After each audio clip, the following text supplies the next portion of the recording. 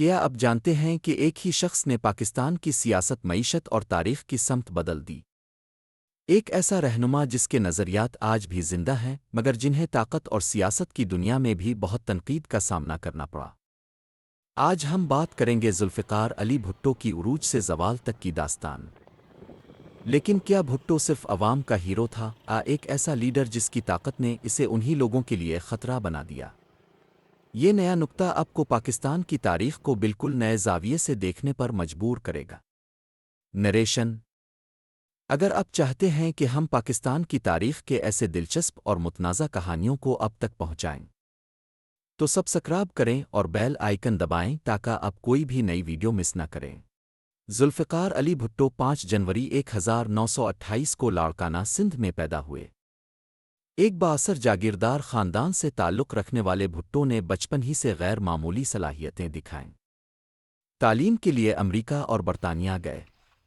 Oxford میں مغربی جمہوریت اور سوشلسٹ نظریات سے متاثر ہوئے، اور یہی نظریات بعد میں پاکستان کی سیاست کا محور بنے۔ 1957 میں بھٹو پاکستان واپس آئے اور جنرل ایوب خان کی کابینہ میں وزیر خارجہ بن گئے۔ صرف 29 سال کی عمر میں انہوں نے پاکستان کی خارجہ پالیسی کو نیا رخ دیا۔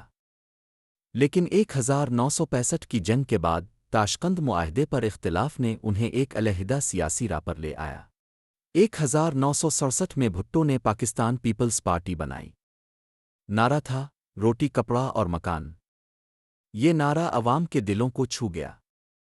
انہوں نے مزدوروں، کسانوں اور طلبہ کو سیاست میں شامل کیا اور سیاسی طاقت کو عوام تک پہنچایا۔ 1970 کے انتخابات میں پیپلز پارٹی مغربی پاکستان میں کامیاب ہوئی، لیکن مشرقی پاکستان میں عوامی لیگ کی فتح کے بعد اقتدار کی منتقلی میں ناکامی نے ملک کو خانہ جنگی کی راہ پر ڈال دیا۔ یہ وہ لمحہ تھا جس نے پاکستان کی تاریخ کا سب سے بڑا سانحہ رقم کیا۔ 1971 میں بنگلہ دیش کا قیام۔ 1971 کے بعد بھٹو پاکستان کے صدر اور بعد میں وزیر اعظم بنے۔ ان کی سب سے بڑی کامیابی 1973 کا آئین تھا، جس نے جمہوریت اور وفاقی نظام کو مضبوط کیا۔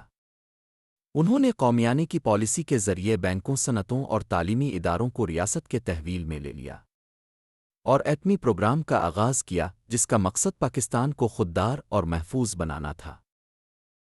جہاں بھٹو کو عوامی ہیرو مانا گیا، وہیں ان پر تنقید بھی ہوئی۔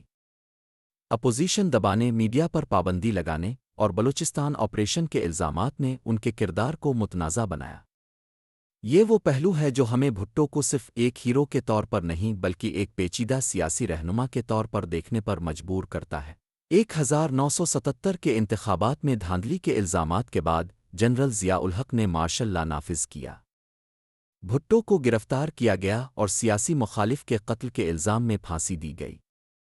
یہ فیصلہ آج بھی پاکستان کی تاریخ میں سب سے زیادہ متنازع مانا جاتا ہے۔ میراث اور اثرات: بھٹو کی میراث آج بھی زندہ ہے۔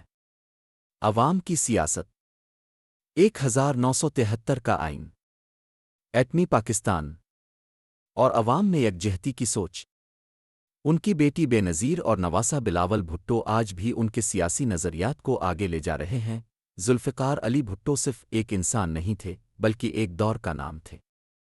نہ وہ فرشتہ تھے، نہ شیطان، بلکہ ایک طاقتور، بااثر اور پیچیدہ رہنما۔